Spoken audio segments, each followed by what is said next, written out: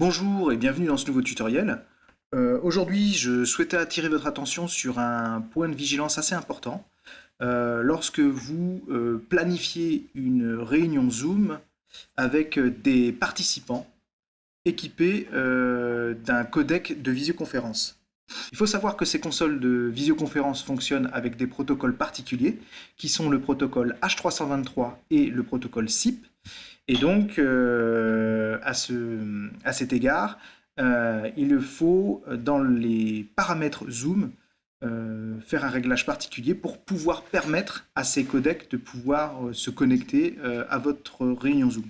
Donc, je vais tout de suite vous montrer quels sont les paramètres à activer. Donc du coup, pour cela, on va se rendre sur le profil Zoom. Donc normalement, lorsque vous avez créé votre compte Zoom, vous avez un profil associé. Donc une fois sur votre profil Zoom, vous allez vous rendre dans Paramètres. Ensuite, vous allez cliquer sur En réunion.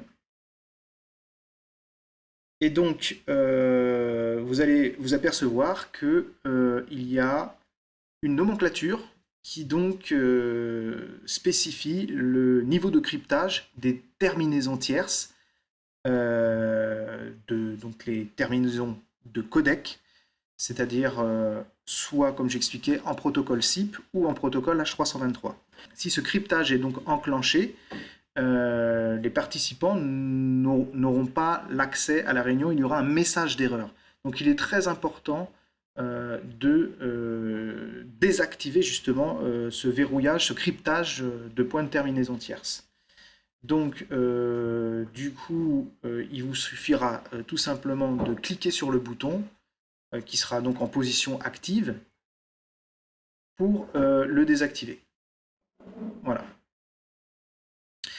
Donc une fois que vous avez désactivé ce cryptage, les personnes qui souhaiteront se connecter depuis un codec pourront y accéder.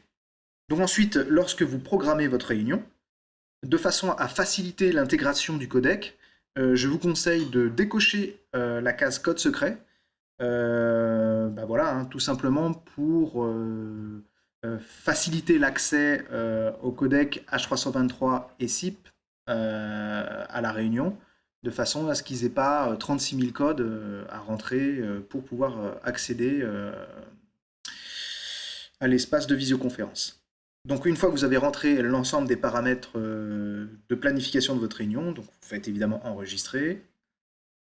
Et donc lorsque vous avez les informations de connexion donc, qui seront transmises aux participants, vous allez y retrouver à l'intérieur les données de connexion donc pour ces fameux protocoles particuliers qui sont les protocoles SIP et H323. Donc ça va se retrouver dans cette partie-là, dans cette zone du ticket d'information réservé aux participants.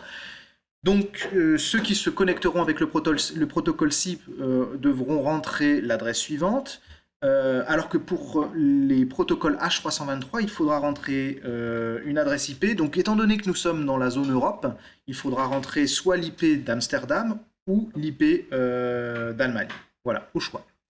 Donc voilà, j'espère que ce tutoriel vous aura permis d'en savoir un petit peu plus sur l'intégration, la configuration d'une réunion avec la participation de codecs tierces. Et je vous dis donc à très vite pour un prochain tutoriel. Merci, au revoir.